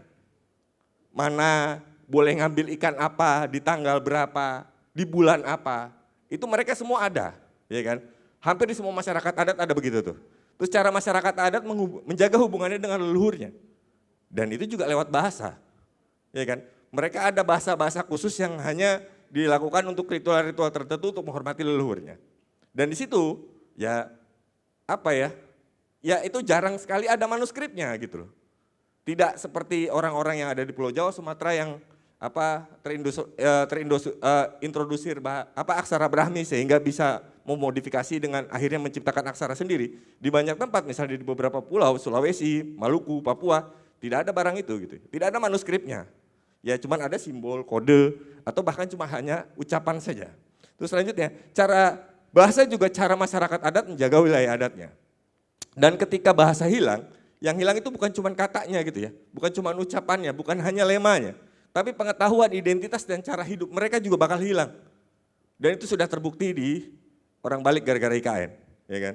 Karena itu dokumentasi bukan cuma soal arsip nih, tapi juga soal keberlanjutan hidup masyarakat adat. Nah, kolaborasi Aman dan Wikimedia, alhamdulillah ya kita bikin yang namanya kerjaan yang namanya Wikikata. Dalam kolaborasi ini, Aman bersama Wikimedia Indonesia tidak hanya bicara konsep ya, tapi langsung bekerja di lapangan untuk mendokumentasikan. Nah, kita rencananya 9 bahasa yang kita akan dokumentasikan mulai dari ujung Sumatera sampai ke Maluku, nggak nyampe Papua. Ya, ada 9 bahasa. Bahasanya apa saja? Ini bahasa rentan yang berdasarkan anggota Aman. Anggota Aman ya, maksudnya bukan seluruh Indonesia, karena yang tidak anggota Aman juga banyak masyarakat adat gitu. Nah ini paling tidak ini rencananya ini ada 9 itu di sini nih. Ya bahasa Balik, bahasa orang Rimba, bahasa Pagu Isam, bahasa Ongan Amanyawa, bahasa Kutai Lawas, bahasa Osing, bahasa Punan, bahasa Budan Tugung, terus bahasa Sake dan Talamama, bahasa Sasak di Lombok. Nah ini kan rencananya ini. Nah kebetulan sepanjang perjalanan kita minta orang sananya minta sekalianan gitu. Sekalian dong bahasa kami juga dimasukin lah gitu ya. Jadi akhirnya kita dapat juga bahasa Jambi Lawas. Ini bahasa sebelum kebentuk bahasa Melayu Jambi yang sekarang. Jadi ini masih ada penuturnya di 2 komunitas 2 desa, 2 kampung yang masih menuturkan bahasa itu gitu ya. Terus bahasa Bulusu itu rumpunnya mirip-mirip Dayak gitu ya. Ya Dayak itu sebenarnya nggak ada sih. Bahasa Bulusu di Kalimantan Utara ini bareng sama bahasa Punan Tugung karena kebetulan mereka dipaksa pindah sama negara Indonesia karena wilayah adatnya mau ditebangin tuh kayunya, diambilin kayunya sama negara Indonesia sialan ini dikasih ke betulan ini sama korporasi gitu ya biar diambilin kayunya, ya kan? Mereka dipaksa pindah, bayangin. Jadi bayangin dalam satu desa itu ada enklave 4 desa. Jadi ini misalnya ini ada desa namanya Bambang, sebelah situ ada desa lagi, sebelah situ ada desa Punan Tugung. Jadi satu desa ada 4 desa. Kantor desanya itu selisih cuman 20 meter. Kantor desa 1, kantor desa 2, kantor desa 3, kantor desa 4. Di sekatak. Karena apa? Mereka tadinya itu tinggal di hutan-hutan. Orang Punan, orang Bulusu itu tinggal di hutan. Yang tinggal di situ orang Tidung. Ya. Nah tiba-tiba karena wilayah adatnya mau digusur tuh, mau diambil kayu-kayunya sama negara Indonesia gitu ya. Dikasih HPH ke pengusaha, itu disuruh ini. Alasannya apa? Kalau kalian mau listrik gak? Kalian mau sekolah gak? Ya kan? Kita bikinin di sini. Kita tidak bisa tarik kabel ke sana. Ya kan? Tidak bisa kita bikin sekolah sana jauh. Ya kan? Sini aja ada sekolah. Nah, beberapa terayu turun ikut ke situ. Jadi dibikinin desa-desa definitif di situ. Padahal wilayah adat mereka jauh di hulunya. Dipaksa turun ke bawah, akhirnya wilayah adat mereka digusur, dijadiin HTI maupun yang HPH itu, hutan alam ngambilin kayu-kayunya. Sama sebagian sawit. Tapi sawit hanya kecil sekali. Nah, akhirnya mereka tidak bisa balik lagi ke sana dan bahkan bahasanya hilang. Beberapa bahasa Bulusu hilang karena cara hidupnya beda sudah. Iya kan? Bayangin, orang Punan itu punya lebaran, kalau di orang Islam itu punya lebaran atau Natal. Ya perayaan untuk musim bunga. Punya perayaan gitu loh, kayak lebaran gitu loh ya. Musim bunga, bunga hutan. Bulungan, salah satu kabupaten di Kalimantan Utara yang penghasil buah terbesar sebelum akhirnya ada perusahaan kayu datang. Jadi buah hutan berbagai macam yang tidak mereka tanam, maksud nggak? Yang mereka tanam tapi tanam model permakultur ya, jadi di hutan-hutan gitu. Dan mereka merayakan musim saat mereka itu berbunga. Dan merayakannya dengan cara apa? Tidak boleh masuk ke hutan. Kenapa? Kita tidak boleh ganggu penyerbukan si bunganya. Biar hewan-hewan ini yang menyerbuk dan akhirnya nanti jadi buah. Bayangkan mereka ada tradisi begitu. Dan setelah mereka turun ke bawah dijadiin desa betulan, yang ada sekolahnya, ada kantor kepala desanya, itu barang itu kan tidak ada lagi. Mereka tidak bisa lihat bunganya, tidak bisa merayakan itu lagi. Kan itu akhirnya benar-benar hilang. Nah cara hidup itu akhirnya hilang juga, hanya sebagian kecil.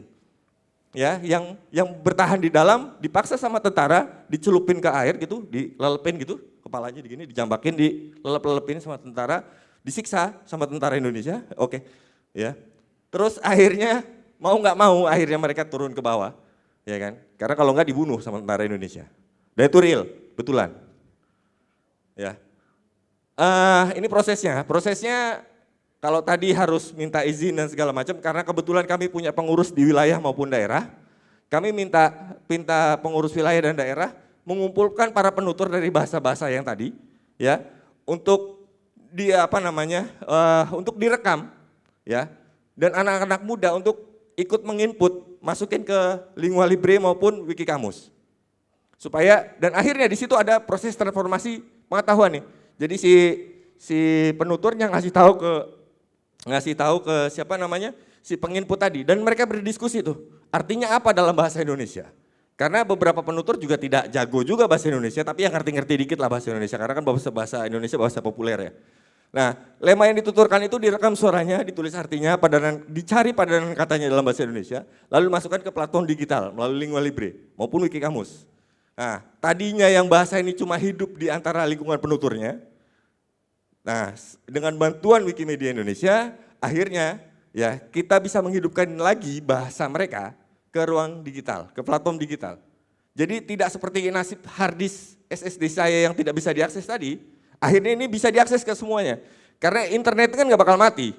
Internet di ruang digital ini kan ada terus tuh. Ya kan? Selama servernya wiki, lingua libre itu masih ada, barang ini masih akan tetap ada. Ya kan? Lanjut. Nah, dokumentasi pengetahuan lokal, lebih dari sekedar kata, lema bahasa yang digunakan masyarakat adat, tapi melalui dokumentasi ini, dokumentasi juga pengetahuan lokal yang hidup di masyarakat adat. Misalnya contohnya, ini nama tata ruang ya, contohnya Lati. Lati itu bekas kebun mereka yang sudah ditinggal. Mereka biasanya kebun itu diistirahatkan untuk beberapa tahun, biasanya 5-7 tahun ya, baru nanti dia akan kembali lagi jadiin kebun lagi. Nah semak-semak itu mereka nyebutnya lati, ya kan? Ada 2 jenis lati, lati buruk sama lati tuo. Lati buruk itu yang masih kisaran 3-5 tahun, nah lati tuo itu kisaran 7-10 tahun. Baru nanti setelah lati buruk baru mereka bisa buka lagi. Nah ini contoh saja bagaimana cara mereka hidup gitu ya. Tidak, misalnya kita tidak menyebutnya ladang atau kebun saja, tidak. Tapi ada yang namanya lati gitu, yang tidak boleh diapa-apain gitu. Karena itu sudah diistirahatkan dulu gitu. Terus misalnya contohnya lagi asap. Asap ini bahasa Kutai adat Lawas ya. Ini di Kalimantan Timur. Ada nama tanaman namanya asap ya. Itu bahan membuat dupa. Untuk apa? Untuk prosesi adat mereka. Nama tanamannya asap gitu. Nah fotonya mana? Ya itu lagi di harddisk yang tidak bisa saya akses itu. Ya kan? Semua ini adalah ilmu pengetahuan versi masyarakat adat dan seringkali justru pengetahuan paling relevan untuk menjaga lingkungan adalah yang begini, yang justru tidak ada manuskripnya. Ini kan ribetnya di situ ya. Lanjut, dokumentasi adalah advokasi. Bagi Aman, dokumentasi tidak berhenti di pencatatan.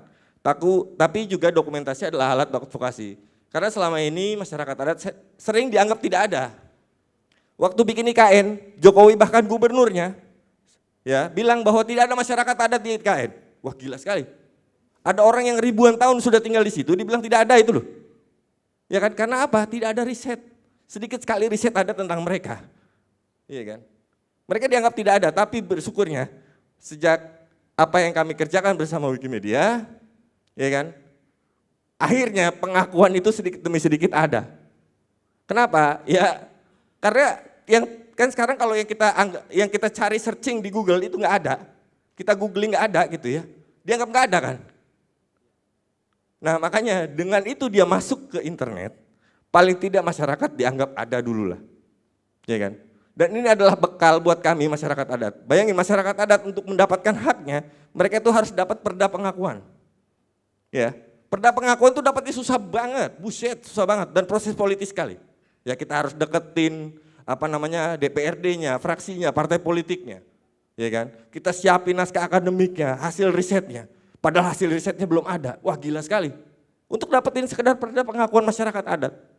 Bayangin untuk mendapatkan hak kita sendiri kita harus berusaha segitunya. Padahal kita pemilik sah republik ini gitu. Sebelum ada Indonesia mereka semua sudah ada gitu. Kami semua udah ada, masyarakat adat sudah ada. Ya. Nah makanya apa yang kami lakukan di Aman itu lewat jurnalis masyarakat adat kami mendidik anak-anak muda dari masyarakat adat untuk menjadi jurnalis untuk diri mereka sendiri. Ya kan? Untuk mereka tulisin. Kayak contohnya di laman Kinipan. Kalau tidak ada Budi Baskoro, dia itu salah satu anak dari anak adat gitu ya di sana. Ya, kalau dia tidak ada dia gitu ya, mungkin Effendi Buhing, mungkin kawan-kawan pernah dengar Effendi Buhing, laman Kinipan yang tanahnya mau diambil sama perusahaan sawit PT SML. Ya kan? Itu dikriminalisasi dan mau dibunuh di Lamandau. Ya kan? Kalau tidak ditulisin sama jurnalis yang memang orang sana, karena untuk menuju ke sana itu butuh berjam-jam. Jurnalis, misalnya saya jurnalis Kompas atau Tempo atau Detik atau apapun, misalnya dari kota Palangkaraya menuju laman Kinipan, kita butuh waktu berjalan kaki 8 jam untuk sampai ke laman Kinipan. Kalau tidak ada orang dari sananya, ya mungkin sudah meninggal orang ini yang menuliskan beritanya. Dan alhamdulillah ya memang no justice no viral kan. Ya hari ini kalau nggak diramein gitu, ya nggak rame di internet, nggak bakal, mungkin ya sudah meninggal orang itu. Ya kan. Terus lewat Wiki Kata saya sangat bersyukur sekali. Terima kasih Bang Hardi, terima kasih Mas Dimas, terima kasih Bas Rafid yang sudah sangat membantu Aman gitu ya dan masyarakat adat untuk mendokumentasikan berpartisipasi mendokumentasikan dirinya sendiri. Bukan orang lain seperti peneliti seperti Ibu. Ya kan? Tapi memang dirinya sendiri yang mendokumentasikan. Mereka ngerekam sendiri, mereka nginputin sendiri. Kita hanya membantu memfasilitasi itu. Dan kami sangat bersyukur bahwa mereka akhirnya bisa bicara dengan mulut mereka sendiri. Itu aja, terima kasih.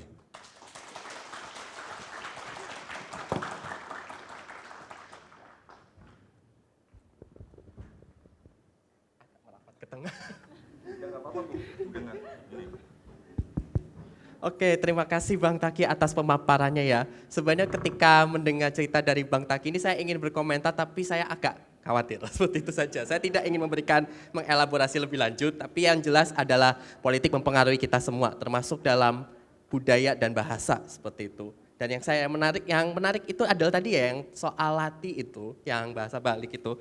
Saya juga baru tahu kalau ternyata ada juga di Indonesia, dalam suku di Indonesia ya, bahwa ada yang prinsip yang dalam untuk mengistirahatkan tanah ya, agar tidak ditanami terlebih dahulu, tidak dibuat pertanian terlebih dahulu, ya sudah diistirahatkan hanya untuk agar semakin subur. Walaupun itu sebenarnya yang saya tahu ya ada di dalam agama lain ya, seingat saya Yahudi yang menerapkan kayak gitu juga. Dalam tahun ke-7 lahan diistirahatkan, ternyata di Indonesia pun ada juga yang seperti itu. Tahun ke-5 diistirahatkan tanahnya seperti itu. Oke, sebelum saya ingin yang bertanya, saya ingin memberikan kesempatan ya kepada kawan Wiki ingin bertanya. Sepertinya ada banyak. Saya batasi ke tiga peserta. Tadi yang di belakang 1, terus yang di belakang lagi 2, terus yang mbakanya 1.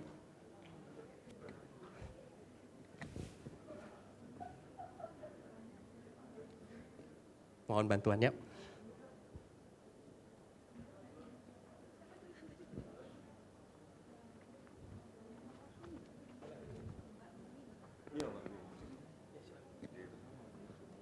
Cek. Selamat pagi semuanya. Perkenalkan saya Bayu dari komunitas Wikimedia Yogyakarta. Sebelumnya saya sampaikan terima kasih banyak pada pemateri ya dari Bu Husnul dan Pak Ahmad ya. Sangat membuka sekali bagi saya karena saya kayak jadi kayak kagum sekali, kagum sendirilah gitu dengan budaya kita yang sedemikian kaya dan kayak kalau saya tadi melihat gambarannya kayak kita tuh mengambil secara budaya kita tuh mengambil sekedarnya gitu, nggak mengeksploitasi banget gitu. Kayak misalnya apa tadi diistirahatkan dan sebagainya, dan juga tadi bagaimana yang tadi pendokumentasian manuskrip gitu ya. Jadi kayak sangat menarik lah gitu. Nah di sini kemudian muncul keresahan dari saya gitu ya, kayak budaya dan juga bahasa yang sedemikian kaya itu kita tuh bisa ngapain sih gitu. Kadang tadi kan disampaikan dari politik dan sebagainya. Terus misal ya out of nowhere lah gitu. Misalnya tiba-tiba saya pengen bantuin tapi saya nggak bisa apa-apa kan malah ngisruh gitu, mungkin malah ngeribetin gitu. Nah sebagai yang generasi muda atau mungkin lebih mudaan daripada Bapak dan Ibu gitu ya, itu apa yang bisa kami lakukan gitu, atau setidaknya sekecil apapun yang bisa kami lakukan untuk membantu gitu, atau setidaknya saya merasa kayak misal ada bukunya atau apa yang karya wisdom zaman dulu tuh kayaknya menarik sekali gitu kalau dipelajari ya, karena itu kayaknya mungkin sedemikian kaya dan ada risetnya dalam tanda petik ya, cuman karena nggak terdokumentasi aja gitu, jadi itu menjadi hal yang menarik dan kayaknya pengen kalau ada bukunya atau apanya gitu. Cuman ya sekali lagi pertanyaan saya mungkin apa yang bisa kita lakukan gitu. Itu saja, terima kasih. Oke, terima kasih. Kita tampung dulu pertanyaannya. Penanya kedua tadi.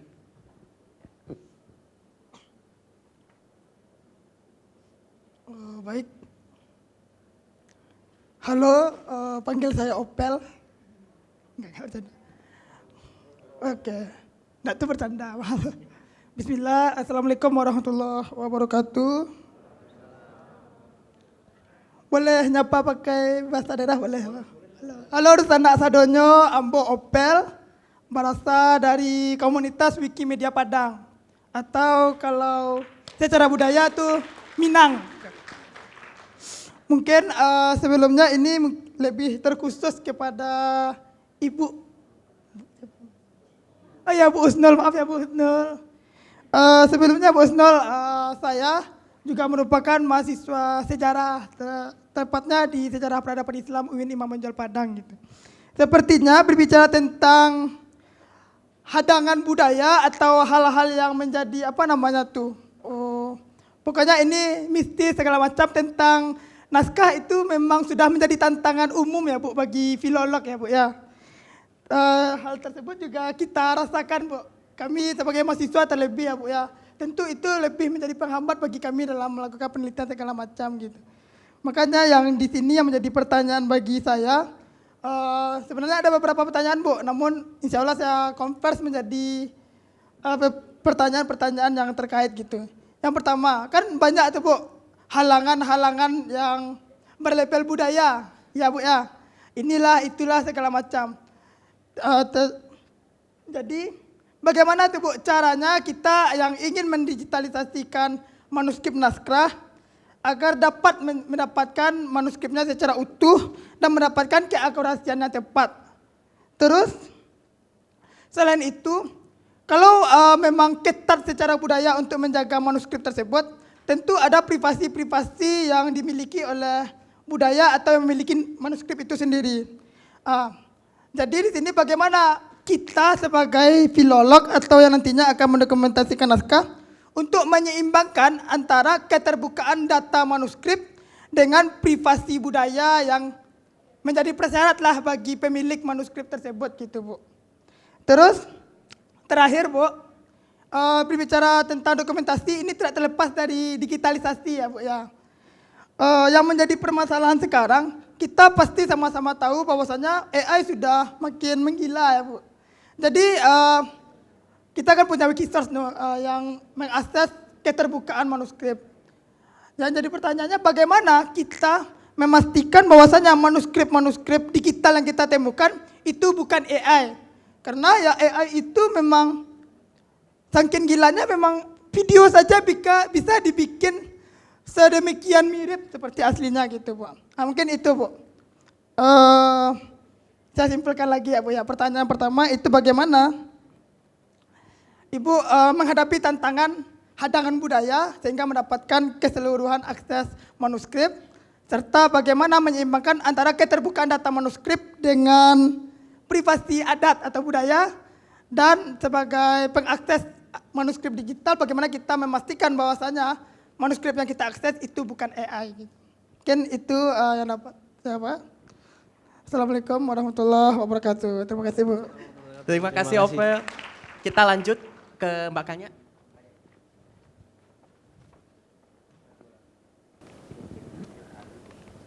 Oke, baik selamat pagi buat Ibu Husnul dan juga Pak Tagi ya. Nah ini saya mau menanggapi ya dan juga ada titipan pertanyaan sebenarnya dari Agus ini ya.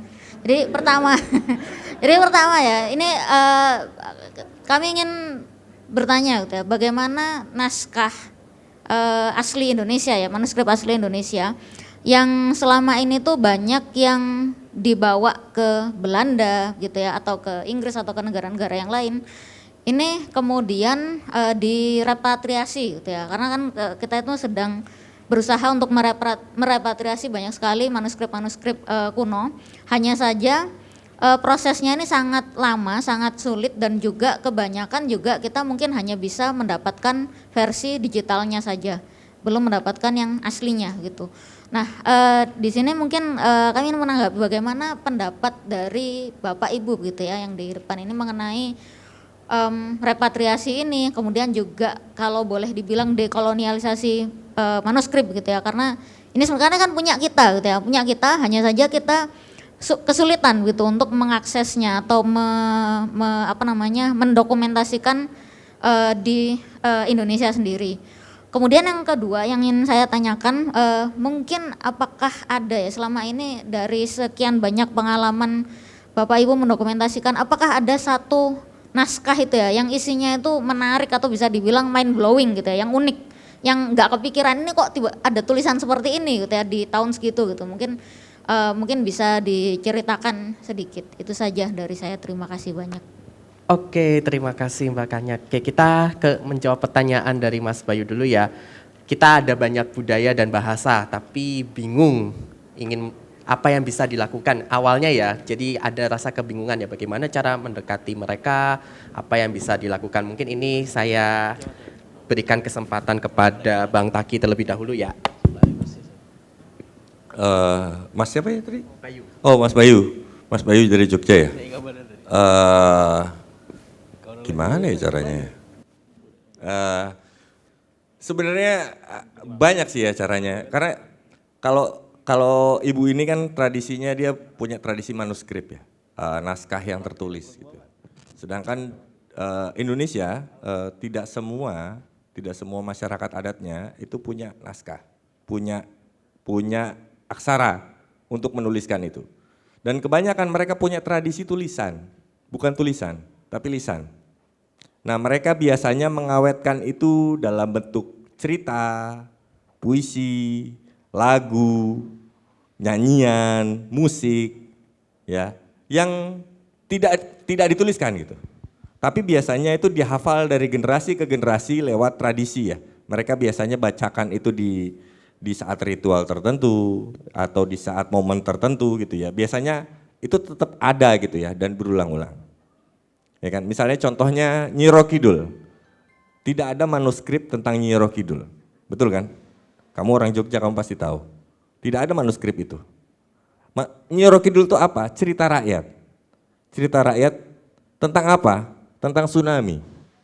Tsunami maha besar yang pernah terjadi di Pulau Jawa, ya, mungkin tahun berapa gitu ya, yang diawetkan. Makanya kalau saya tinggal di Pangandaran, Jawa Barat. Ada konsep yang namanya harim laut. Harim laut itu panjangnya variatif, ada yang 800, ada yang 200, ada yang sampai 1200 meter dari bibir pantai. Itu tidak boleh diapa-apain. Dia hanya boleh untuk menggembalakan sapi, kambing, hewan ternak, bahkan untuk bikin kebun hanya boleh kelapa. Maksudnya tanaman keras ya, tidak boleh yang ini loh, kebun-kebun yang di bawah itu apa sih, sawi lah, apa itu nggak boleh. Itu harim laut di tempat saya gitu ya. Kenapa? Kok bisa begitu? Karena saat itu adalah batas alamiah, tsunami masuk ke daratan, air arus laut masuk ke daratan, ya kan? Mereka punya pengetahuan itu tapi tidak ditulisin, tapi diawetkan lewat cerita. Ya kan? Terlihat ceritanya sangat mistis bahwa tidak boleh pakai baju hijau kalau di pantai selatan. Ya kan? Kenapa? Karena nanti pasti diambil sama dia. Maksudnya apa? Ya kan? Bahwa ternyata di pesisir selatan yang hijau-hijau tadi yang kenapa tadi tidak boleh ditanam, tidak boleh dimanfaatkan hanya untuk buat ngarit saja, tidak boleh bikin rumah dan segala macam, ya karena itu pasti diambil sama laut. Entah saat waktu rob maupun saat tsunami datang. Dan itu terbukti tahun 2006, 900-an orang meninggal di Kabupaten Pangandaran di seluruh pesisir harim laut. Dan itu terbukti betul. Tidak ada manuskripnya. Ya kan? Tidak seperti yang ibu punya gitu. Tidak ada manuskrip barang itu gitu. Tidak berbahasa Jawi, tidak beraksara Sunda gitu ya. Tidak beraksara Jawa, tidak gitu ya. Tapi ingatan itu mereka ada dalam bentuk cerita. Nah, kadang cerita-cerita rakyat begini gitu ya. Ya termasuk kayak tadi orang-orang Kaili punya arti tentang petobo gitu ya. Ya sebenarnya ada makna di baliknya. Nah, bagaimana kita bisa jadi melestarikan cerita-cerita rakyat ini? Ya entah menuliskannya, ya kan? Ya sebenarnya karena di situ dia tidak ansih cerita bahwa ini tsunami loh gitu ya. Tapi cerita kekuatan sangat besar, maha dahsyat gitu ya, yang bisa meluluhlantahkan sepanjang pesisir. Ya, ini kan contoh-contoh sederhana saja bahwa tidak semua cerita itu kelihatan magis, wah apa gitu ya. Tapi sebenarnya itu adalah fenomena yang dicatat ingatan bersama mereka berupa itu, agar diingat terus. Nah, hutan larangan misalnya, oh di sana angker dan segala macam serem banyak hantunya gitu. Sebenarnya apa? Mereka cerita itu tentang apa? Cerita tentang konservasi air, ya kan? Kenapa pohon beringin tidak boleh ditebang? Ya cerita tentang konservasi air sebenarnya, ya kan? Bukan tentang hantu. Ya hantu sebenarnya adalah bagian dari kekuatan alam gitu loh.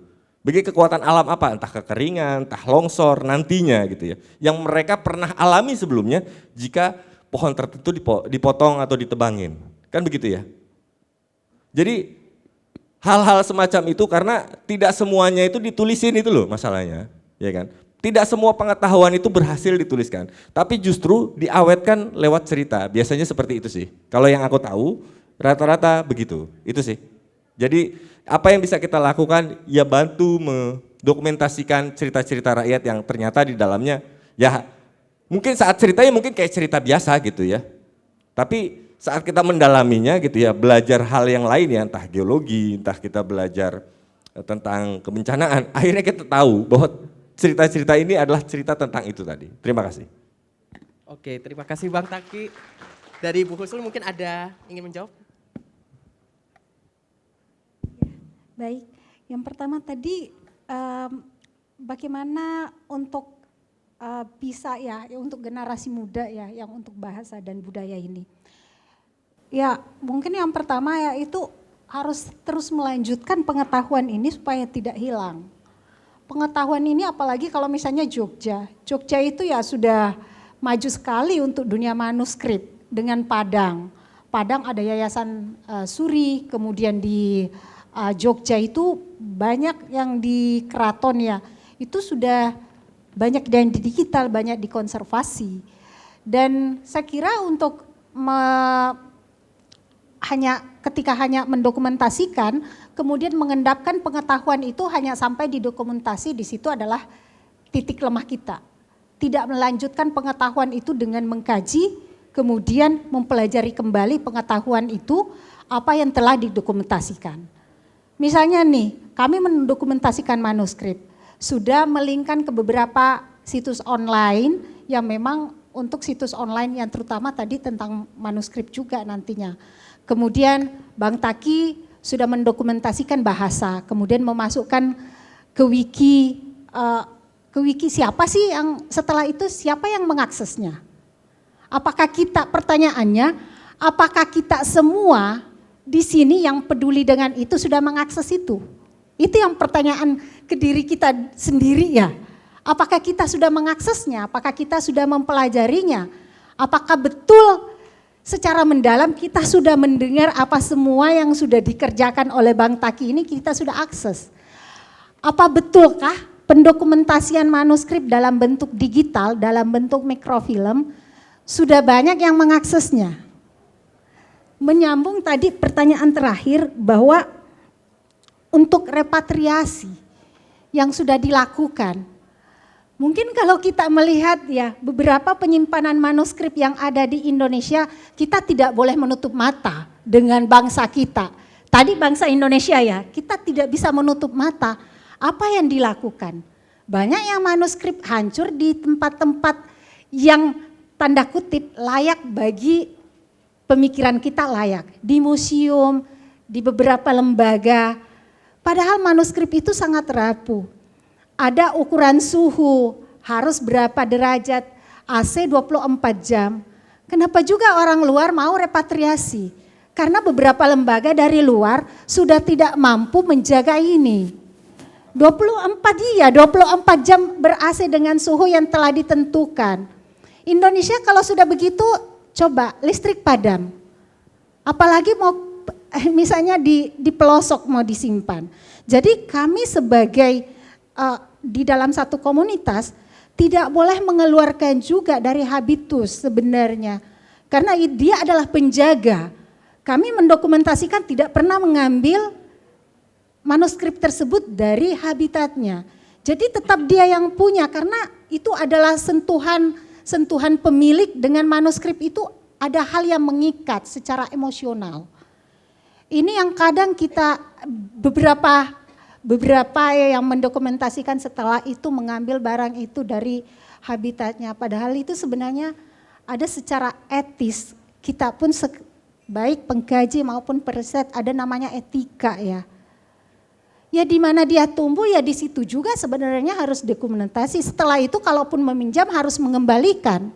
Bukan hanya mengembalikan fisik apa yang sudah dilakukan, mengembalikan digitalisasinya juga ke orang tersebut. Seperti juga yang terjadi sama Bang Takim ya. Kalau kami sudah melakukan itu harus flash disknya juga kami menyalin dalam bentuk hard disk. Di beberapa tempat ada penyimpanan kami dan kami juga mengembalikan ke pemilik. Jadi bukan hanya kami yang memiliki. Pemilik juga harus memberikan salinannya ke pemilik. Itu supaya ada yang pertama ketika ada yang mau mengakses itu adalah hak akses buat siapapun yang akan berkunjung.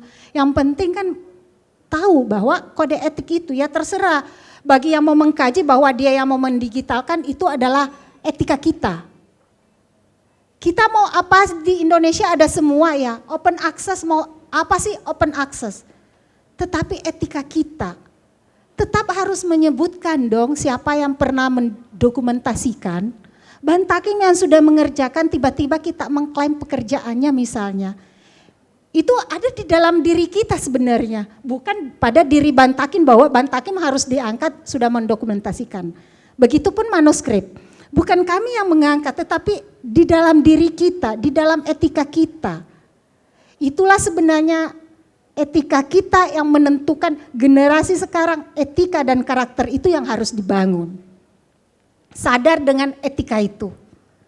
Dan banyak ya yang plagiasi misalnya mengambil kiri kanan dan mencoba bahwa itu adalah karya saya mendokumentasikan. Kami tidak perlu itu.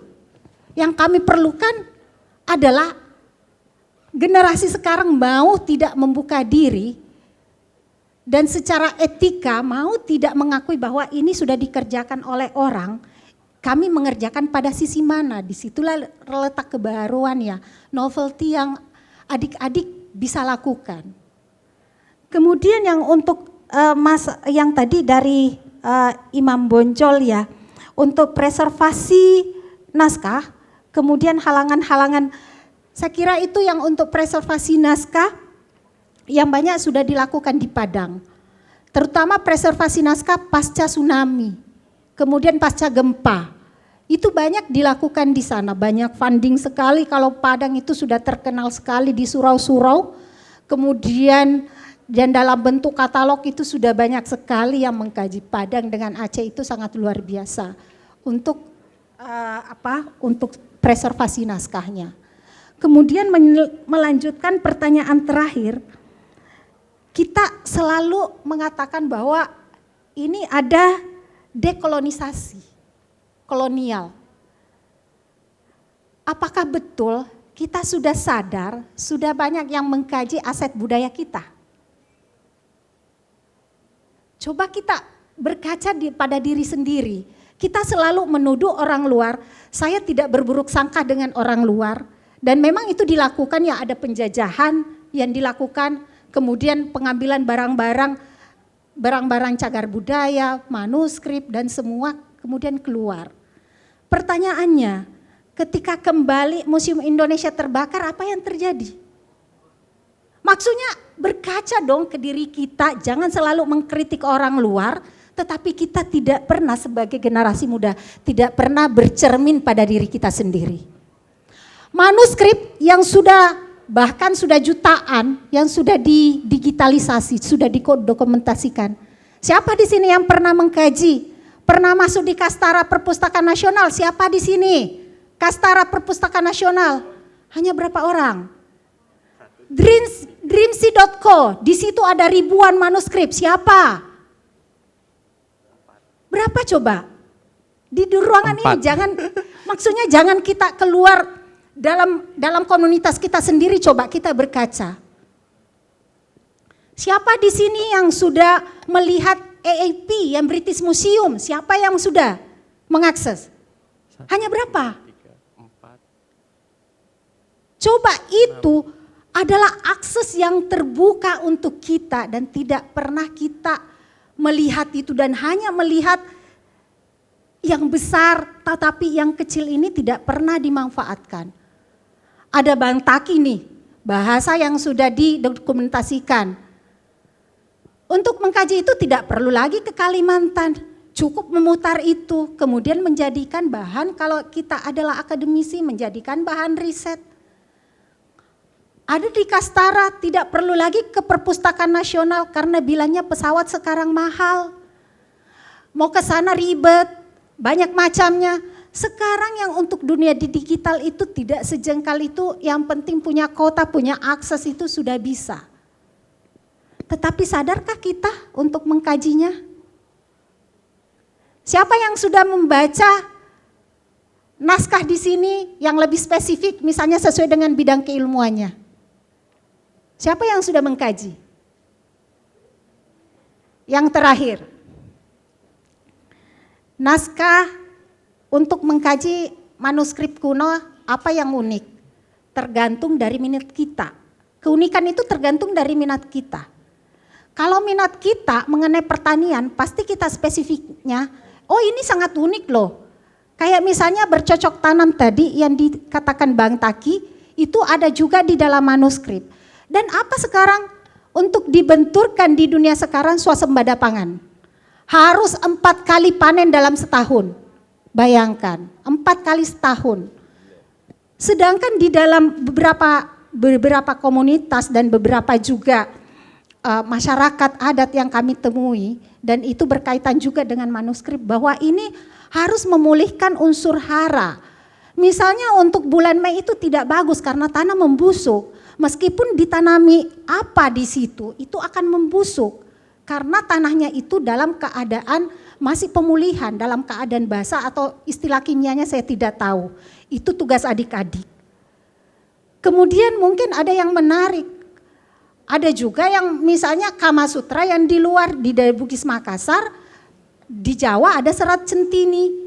Kalau yang menarik ya, jadi ini sesuai dengan bidang keahlian. Mengenai diaspora, ketika misalnya para pelaut, saya baru belajar juga ketika para pelaut menemukan kayak tsunami di sini dengan bom Bantalu, tsunami di tengah laut, apa yang dilakukan? Dia membuang asimat. Asimat itu terekam di dalam manuskrip bahwa asimat ini yang harus dibuang di depan perahu, ini yang di samping perahu, kiri kanan perahu, ini bagian belakang yang harus ditulis. Itu ada semua mitigasinya.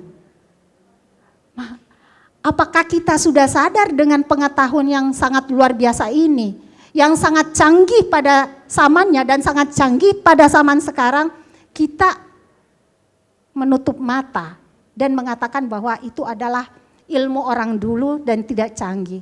Sekarang ini dikembalikan lagi, ada aman, ada masyarakat adat lainnya, ada kearifan lokal yang mengkaji. Kenapa kita tidak coba membuka mata kita untuk melihat kebesaran orang-orang kita atau leluhur kita dulu dan mencoba kita mengembalikan ini. Dan ini adalah ya tugas adik-adik. Karena saya dengan Bang Taki meskipun berapa tahun lagi ya kita tidak akan selesai mengerjakan ini. Ini adalah adik-adik sebagai generasi penerus, adik-adik adalah ujung tombak untuk meneruskan pengetahuan ini untuk bangsa kita, untuk memajukan bangsa Indonesia. Terima kasih. Oke, terima kasih. Tapi ada satu pertanyaan yang belum terjawab ya, ini khusus ke Bu Husnul ya tadi ya, udah Opel dari Padang ya.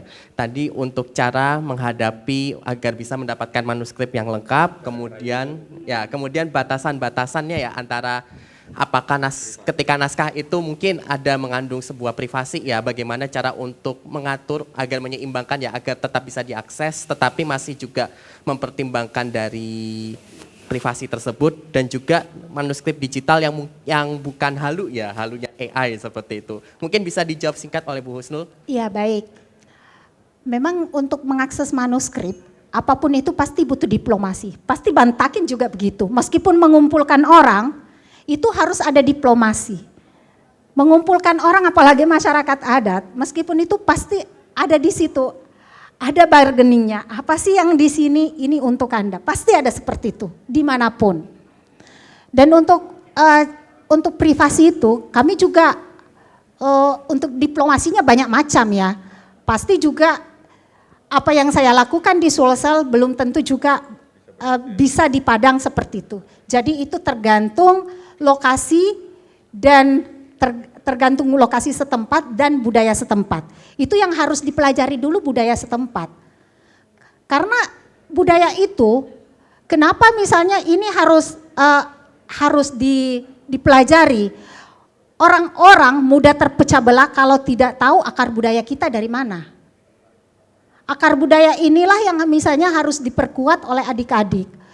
Dan masalah privasi, kami mengakses manuskrip. Makanya tadi ada kayak form pernyataan, apakah ini bisa di-online-kan apa tidak. Jadi ada manuskrip setelah kita digitalisasi atau melakukan dokumentasi, itu tidak boleh.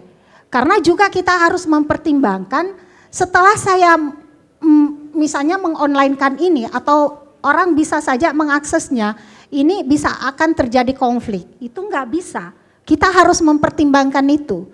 Jangan keberadaan kita dengan pekerjaan mendokumentasi itu atau mendigital membuat orang konflik. Itu yang harus dipertimbangkan. Harus ada surat pernyataan, kemudian melindungi privasi pemilik. Kalau misalnya 10 manuskrip hanya 7 yang bisa diakses untuk orang lain, itu hanya untuk diri kita sendiri, ya itu harus kita patuhi. Karena ada hal, mungkin ada mengenai tarekat, mengenai apa, itu yang kami tetap, makanya kami selalu mengusung etika dalam mendokumentasi. Kemudian masalah masalah tadi AI ya. Manuskrip yang masalah, mungkin hasil halunya AI ya, bagaimana ya, cara membedakannya ya, dengan asli. Kami sebenarnya yang untuk menelusuri manuskrip yang sudah di digital, kami tidak pernah belajar dari AI. Kami itu selalu di web resmi yang betul-betul web resmi pendokumentasian manuskrip, misalnya yang dari IP, kemudian Kastara, kemudian yang dari Dreamsea dan beberapa lembaga lainnya, Manasa. Kami tidak pernah misalnya mengambil terutama di media sosial ya yang banyak beredar. Meskipun di media sosial juga kami menemukan atau dari AI kami menemukan, namun disitulah tugas kita harus memverifikasi apakah manuskrip ini sesuai dengan metadata atau data yang dikeluarkan, informasi yang dikeluarkan oleh media sosial atau AI. Karena beberapa manuskrip juga ketika kami menemukan di Facebook dan di situ kami tetap harus cross check kembali untuk memverifikasi apakah ini betul, dan biasanya saya begitu ya, di mana dia ambil, kemudian mendigital di mana, pemiliknya siapa, dan kami berusaha semaksimal mungkin untuk menghubungi pemiliknya langsung untuk memvalidasi apakah manuskrip ini betul-betul manuskrip ataukah hasil ciptaan AI dengan media sosial yang hanya ditebar begitu saja. Dan memang itu untuk mengkaji harus kita memvalidasi lebih akurat sebelum melakukan pengkajian manuskrip lebih jauh. Seperti itu yang kami lakukan ya, pengalaman yang kami lakukan di komunitas kami maupun di Badan Riset dan Inovasi Nasional. Seperti itu, terima kasih. Oke, terima kasih Bu Husnul dan Bang Taki. Sebenarnya saya ingin membuka lagi, tapi karena waktunya sudah mau habis ini. Jadi kalau seandainya ada yang ingin bertanya, bisa nanti ya setelah ini di saat coffee break atau saat makan siang ya. Jadi silakan langsung bertanya kepada Bu Husnul dan Bang Taki ya tentang pengalaman-pengalaman selama ini. Mungkin jika bisa saya simpulkan ya bahwa sebenarnya ketika dalam melakukan dokumentasi baik budaya atau bahasa, sebenarnya yang kita perlu untuk pertama kali lakukan adalah mendengarkan dari masyarakat adat itu sendiri. Apa sebenarnya kebutuhan mereka, apa saja mungkin kendala-kendala mereka. Jadi tentu agar kita dapat menyesuaikan ya cara-cara antara satu budaya dengan budaya lainnya berbeda. Jadi tentu kita lebih banyak perlu untuk mendengarkan dari suara mereka yang mungkin selama ini terabaikan. Baik oleh pemerintah atau mungkin oleh kita sendiri seperti itu. Ya, mungkin itu untuk sesi gelar bicara Wiki Nusantara kita hari ini. Berikan tepuk tangan kepada Bu Husnul dan Bang Taki. Khusus untuk Wiki Kata ada sesi posternya, jadi nanti bisa dilihat untuk posternya seperti apa. Oke, terima kasih kawan-kawan telah berdiskusi ya dan menyempatkan waktunya ya. Selamat pagi menjelang siang, saya kembalikan ke MC.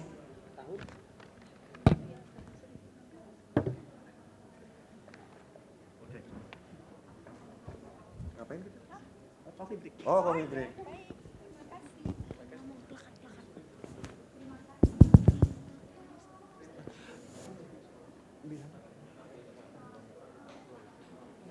Pada pemateri, minta tolong untuk tetap stay terlebih dahulu karena ada sesi penyerahan plakat. Bapak Ibu sebentar, ada sesi penyerahan plakat.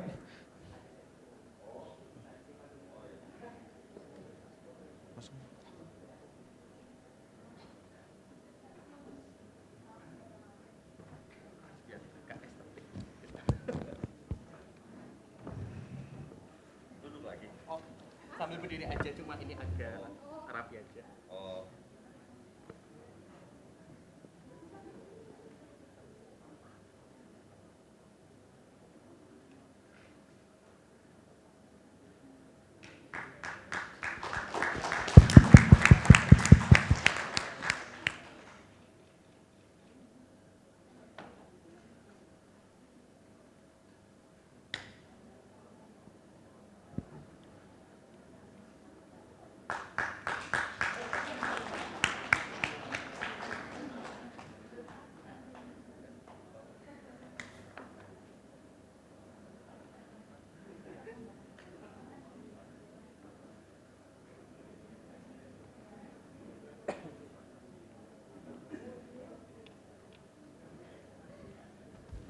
Tes. Baik, sekali lagi beri tepuk tangan untuk kedua pemateri kita yang sangat luar biasa.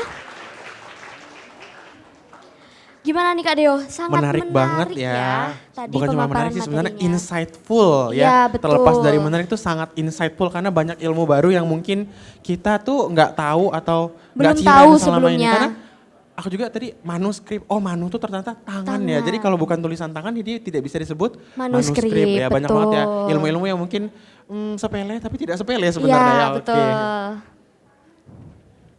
Nah, semoga sesi ini bisa menjadi awal yang menarik ya Kak Dio untuk sesi-sesi selanjutnya dan juga pengetahuan terbuka. Nah, ini nih Kak Dio, tidak terasa kita sudah sampai di sesi rehat kopi. Untuk itu peserta dapat menikmati sesi ini sekaligus menyempatkan diri untuk mengunjungi pameran poster yang ada di luar ruangan atau di balik pintu tersebut. Yang menampilkan berbagai karya, riset, inisiatif dari komunitas Wikimedia di seluruh Indonesia. Sebagai pengingat untuk rehat kopi, snack dan minuman bisa dibawa ke dalam Ke ruangan dalam ya. ruangan, jadi bisa diambil kemudian melihat-lihat poster. Melihat poster, Kemudian- bisa bertanya juga ya, kalau emang bisa ada poster bertanya. yang tertarik Ya, betul. Kemudian kalau misal ingin kembali juga ke ruangan ini juga boleh, ya. Kalau mau sambil keliling melihat poster sambil menikmati snack boleh. Snacknya dibawa ke dalam ruangan boleh ya, Boleh, tidak ya. masalah. Ya, sesi rehat kopi akan dilaksanakan selama 15 menit. Jadi nanti kami minta kawan Wiki sekalian setelah 15 menit untuk kembali lagi ke karena sesi selanjutnya akan segera dimulai. Silakan teman-teman untuk menikmati kudapan yang telah dihidangkan. Terima kasih. Terima kasih.